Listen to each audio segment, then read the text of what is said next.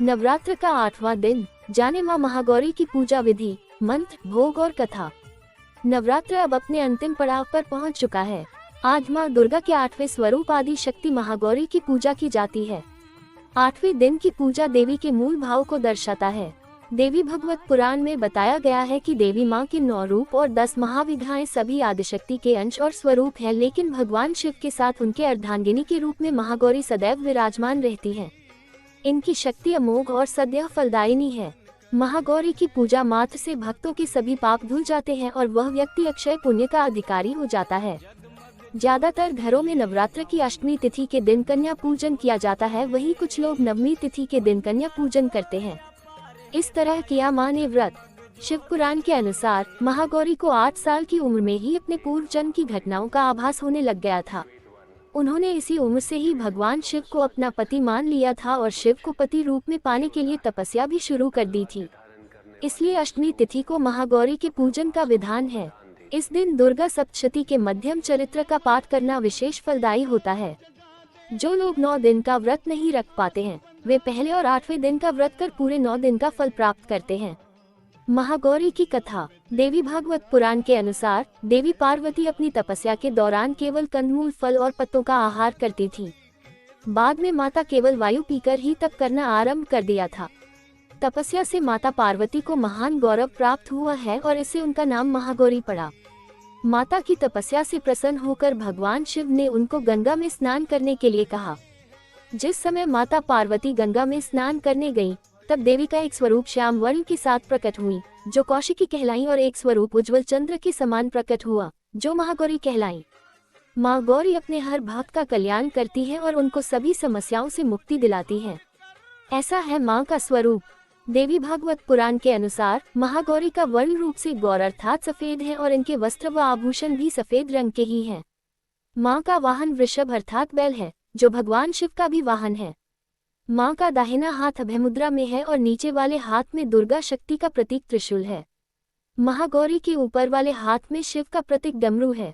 डमरू धारण करने के कारण मां को शिवा के नाम से भी जाना जाता है। मां का नीचे वाला हाथ अपने भक्तों को अभय देता हुआ वर मुद्रा में है और मां शांत मुद्रा में दृष्टिगत है।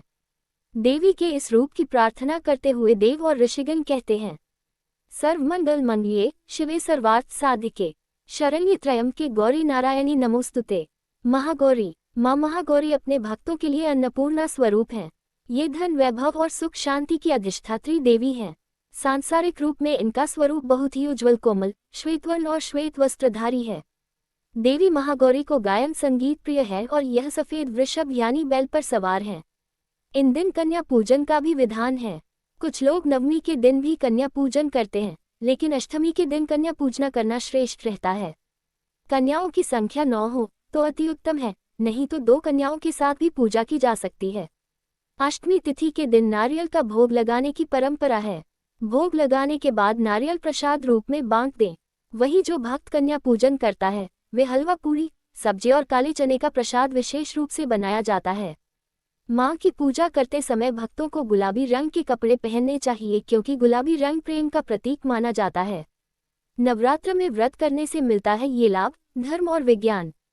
महागौरी का ध्यान मंत्र। श्वेते वृषे समारूढ़ा श्वेताम्राध्रा शुचिः महागौरी शुभ दद्यान महादेव प्रमोदा। या देवी सर्वभूतेषु मां गौरी रूपेण संस्थिता। नमस्तस्यै नमस्तस्यै नमस्तस्यै नमो नमः।